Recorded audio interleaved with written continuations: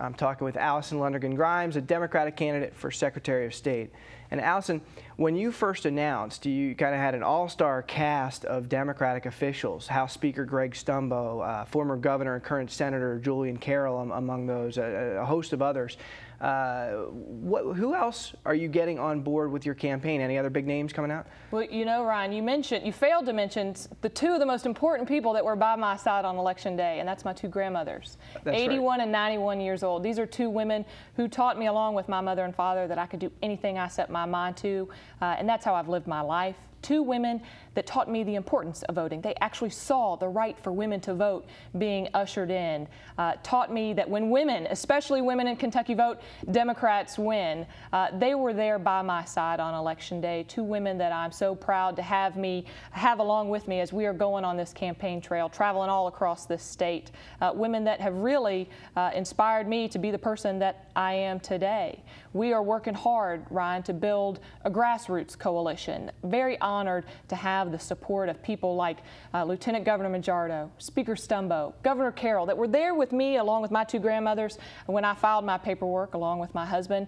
And as we have been traveling this state, we have garnered endorsements not only from statewide elected officials, but local officials as well. But it's the grassroots campaign that is really motivating and pushing the momentum that is growing behind this campaign. So honored to have labor organizations. Just recently, we announced the Teamsters Local 651 endorsed me. And the first statewide endorsement that I'm aware of in the Secretary of State's race came directly to Alison Lundergan Grimes for Secretary of State from the UFCW, the United Food and Commercial Workers. And I'd like to share with your listeners today two other endorsements statewide that we have received, and that is from the retired and professional statewide firefighters. Also received the endorsement recently of the United Mine Workers.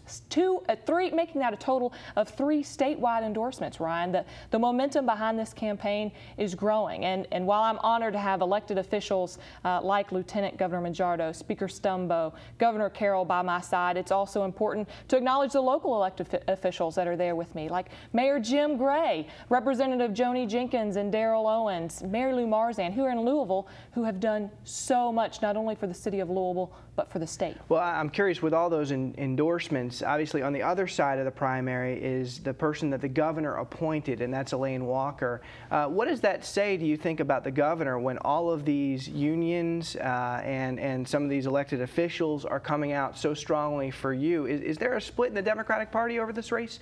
You know, Ryan, before the governor made his appointment, I was being encouraged by strong Democrats all across the state to consider running for statewide office, for this particular office, especially given my background as an attorney, knowing the laws regarding voting, elections, and business. Was the governor aware of your interest? And you know, Ryan, I actually did not have the opportunity to sit down and talk with the governor before he made his appointment. And at the end of the day, I respect that he made an appointment, especially that he gave it to a woman. But the governor is leaving this election up to the voters of Kentucky. He is running for re-election as the governor of the Commonwealth, not for Secretary of State.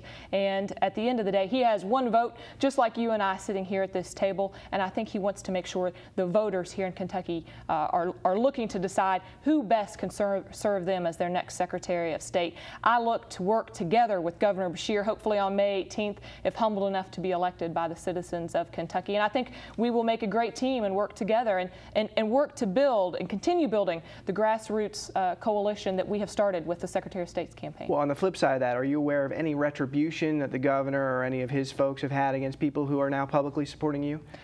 No, Ryan, I'm certainly not. You know, I'm a lifelong Democrat, and one thing that I think about being a Democrat is that we stand together. We are stronger united than we are divided, and I think that's what's most important about this campaign to me.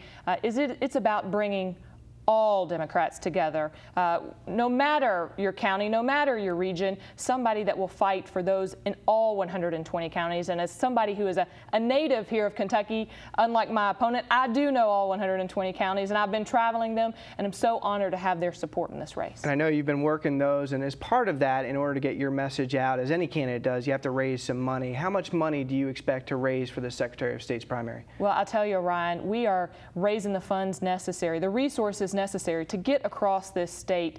Traveling the state, it is not cheap, that's for sure. And every time we pull up to the gas station, I'm more aware of the funds necessary to get across the state. When you're talking about gas that's $4 a gallon, we are raising the resources necessary to make sure that we spread our message to all 120 counties.